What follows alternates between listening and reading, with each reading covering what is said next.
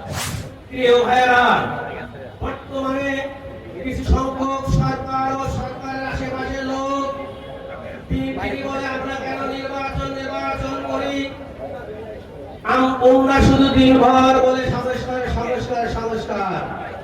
আপনারা দৃঢ়তার সাথে বলেন 11টি মাস পার হয়ে গেলে একটি সংস্কার হয়েছে? দৃশ্যমান একটি সংস্কার দেখাতে পারেনি বর্তমান সরকার, শুধু টাইম ঠাকুর করতেছে।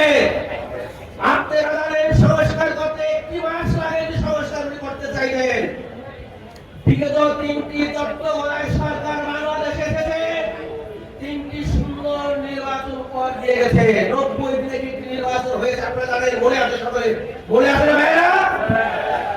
যদি 90 দিনে নির্বাচন হয়ে থাকে, তোমরা কেন 11 মাসে নির্বাচন দিতে পারোনি? তোমরা কেন সংস্কার করোনি? তোমরা